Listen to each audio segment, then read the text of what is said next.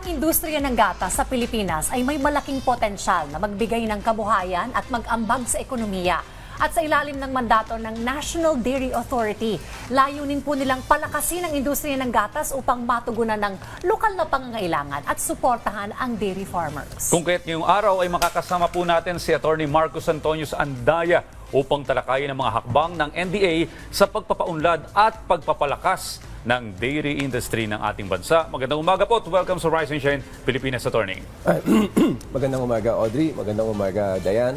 At of course, sa lahat ng ating ka-RSP, magandang umaga po sa inyo lahat. Good morning po at welcome po sa RSP. And of course, happy 30th anniversary sa National Dairy Authority. Ay, maraming salamat. Anniversary, sir. Sayang hindi kayo nakadalo. Napakasaya ng aming pagdiriwang naming anniversary. Ayan po ang ating tatalakayin ngayong araw, Attorney Anday. But first, of course, tell us more about the mandate of NDA.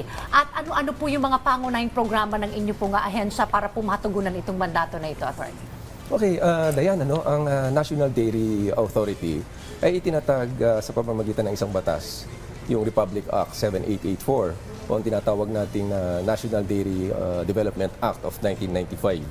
Okay. Sa aming mandato sa batas na ito, kami ang pangunahing ahensya sa ilalim ng Department of Agriculture na gumagawa ng mga polisiya at nagpapatupad upang siguraduhin na mapabilis ang pag-unlad ng ating dairy industry. Now, kasama sa programa na to, of course, ina-address ng aming ahensya ang malnutrition problem ng ating bansa sa pamamagitan ng mga milk feeding program. Isa yan. At upang ipatupad ang ating mandato, nagbibigay tayo ng livelihood or hanap buhay para sa ating mga dairy farmers sa pamamagitan ng dairy farming. So yan ang mga ginagawa natin upang may patupad ang mandato, ang mga programa natin para sa dairy industry.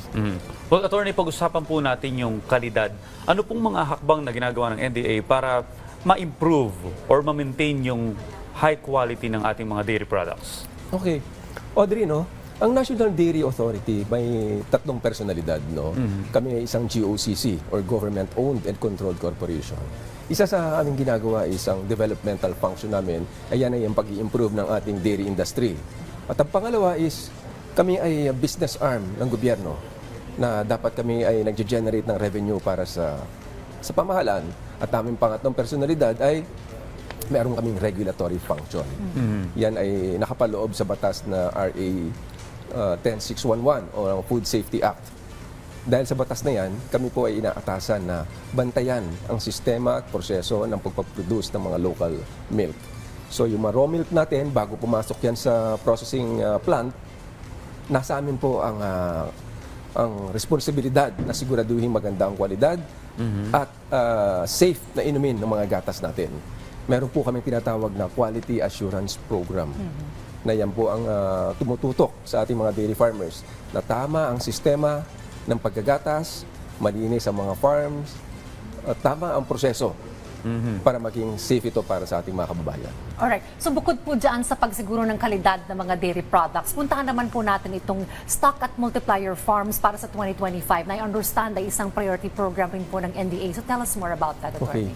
Diyan, itong stock farms and multiplier farms, ito ang ituturing naming flagship project ng ating gobyerno.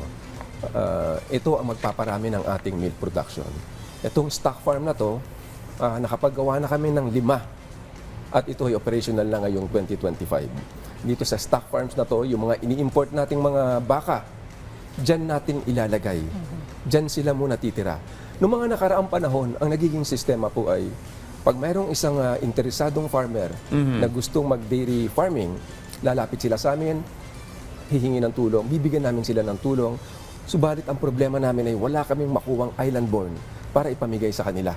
Yung island-born na baka, dahil hindi naman po natin local animal ang dairy cattle, so mapipilitan kaming mag-import at yung imported na baka, yun ang ibinibigay namin sa kanila. So more often than not, napapabayaan yan. Dahil hindi pa acclimatize yung baka, of course, lumipat siya sa ibang bansa na hindi naman siya acclimatize pa, hindi maaalagaan ng sapat yan ng maliliit nating dairy farmers. So para ma-address yung problema na yan, binago namin ang aming sistema. Ito na ang programa. Ito ang programang yung imported cattle, imbis na dumiretso sa kanila, i-house muna namin sila sa isang stock farms hanggang sa ma-acclimatize sila. At yung mga imported na yan, pag acclimatize na, ililipat na namin yan, not papunta sa kanila, kundi sa multiplier farms. Itong multiplier farms na to ay isang parang PPP, partnership with the commercial sector. With private companies na may kakayahan, may eksperyensya, may resources, para paramihin yung mga imported na dairy animals. Pag yan ay naparami na nila, meron na kami ngayong pagkukunan ng mga island-born, ng mga acclimatized. Dahil yung mga anak niyan, acclimatized na yan. Yan ang ipapamahagi namin sa ating mga smallhold farmers. Mas madali na nilang maalagaan yan dahil sanay na yan sa ating Klima. klima. Well, kanina, attorney, napag-usapan na 30th anniversary nila. No? Ano po yung mga naging highlights sa kaganapan? Ano po ba yung mga naging aktibidad ninyo? Naku, napakasaya at napakulungkot, no? Masaya dahil maraming dumalo. Malungkot, hindi namin kayo nakasama. Sayang, nakakahinayang. Ang daming bisita na dumating. Gawin po nating month-long celebration ng March. Itong 30th anniversary celebration namin is dinaluhan to ng napakaraming tao. Nakakatuwa, no? Luzon, Visayas, and Mindanao na ating mga dairy farmers, cooperatives, stakeholders, friends in the dairy industry, in fact, people from the media, at yung mga kasama natin sa iba pang sangay ng gobyerno, dumalo sila sa pagtitipon. Nagmukha ngang Dairy Summit yung aming celebration. Pinakita nila yung suporta, pinakita nila yung pakikiisa nila sa amin. At yan, during the celebration, since naandyan na rin lamang po ang aming mga stakeholders, sinamantala namin yung pagkakataon. During the celebration, mas ginawa namin makabuluhan ang aming pagdiriwang dahil pinarating namin sa kanila ang aming mga programa, ang aming mga plano, at yung aming mga nagawa na sa maikling panahon. So, naging masaya yung pagtitipon at gaya na nasabi ko, naging mas makabuluhan.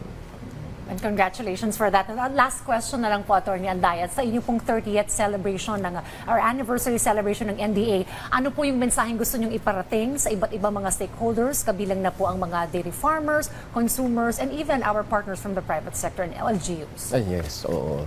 Now, pagkatapos ng mahabang 30 taon, naandito pa rin ang National Dairy Authority para tumulong at tugunan yung mga pangangailangan ng ating mga dairy farmers, cooperatives, stakeholders, upang mapataas pa natin ang ating milk sufficiency.